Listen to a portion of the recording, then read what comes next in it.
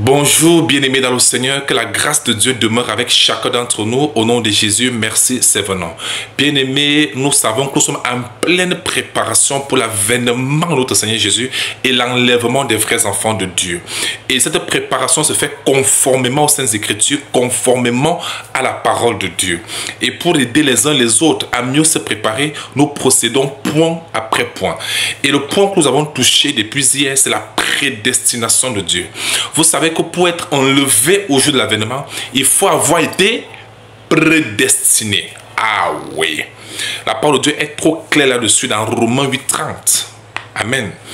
Et suivant cette même veine, nous continuons avec 1 Corinthiens chapitre 2. Nous lisons le verset 7. Il est écrit: nous prêchons la sagesse de Dieu, mystérieuse et cachée que Dieu, avant les siècles, avait destinée pour notre gloire. La première question à poser, c'est que quand on parle de la sagesse de Dieu que les apôtres prêchaient, il s'agit de quoi exactement? Ou bien il s'agit de qui exactement?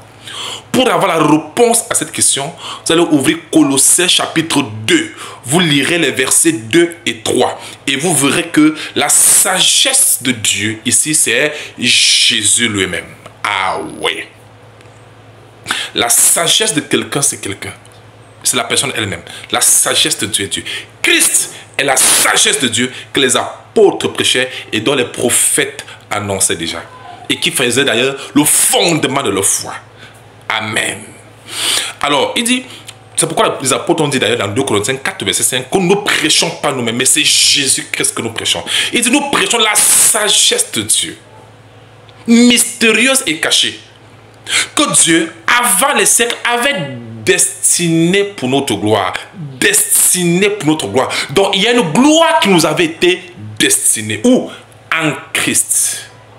Tous ceux qui sont en Christ sont dans la gloire que Dieu avait destinée pour nous, pour ses enfants.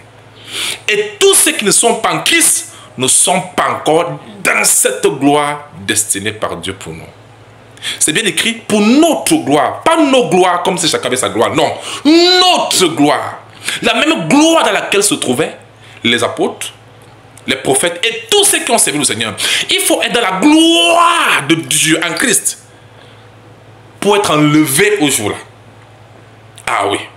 La Bible dit que c'est le mystère caché de tous les temps et de tous les âges. Christ à nous, l'espérance de la gloire. Voilà la gloire avec grand G, G majuscule. La gloire destinée par Dieu pour nous, c'est Christ. Si quelqu'un n'est pas encore en Christ, désolé, il n'est pas encore dans la gloire destinée par Dieu pour nous. Cette gloire se trouve en Christ. Christ en nous, l'espérance de la gloire. Amen. Bien-aimés, cette gloire ne doit pas être confondue avec la gloire de ce monde, petit g. La gloire de ce monde. Dans Matthieu chapitre 4, le verset 8, nous voyons Satan qui avait proposé à Jésus les royaumes et leur gloire. Cette gloire-là, c'est la gloire de la perdition. C'est une fausse gloire. C'est la gloire de sacrifice de sang. C'est une gloire éphémère. C'est la vanité. Ce n'est pas la vraie gloire. Combien aujourd'hui se sacrifient pour avoir cette gloire du monde? Même Satan avait proposé cette gloire à Jésus. Jésus a refusé cette gloire. La véritable gloire du destin se trouve en Christ. C'est une gloire éternelle. Amen. Bien-aimés, à tous ceux qui pensent dans la gloire de ce monde, vous savez, après la mort, on se rend compte qu'en fait, tout ce qu'on pensait avoir n'avait absolument rien du tout. La seule véritable gloire du destin, c'est en Christ. Christ, ah oui, c'est lui qui nous accompagnera jusqu'à la fin. Amen, jusqu'à la fin des temps.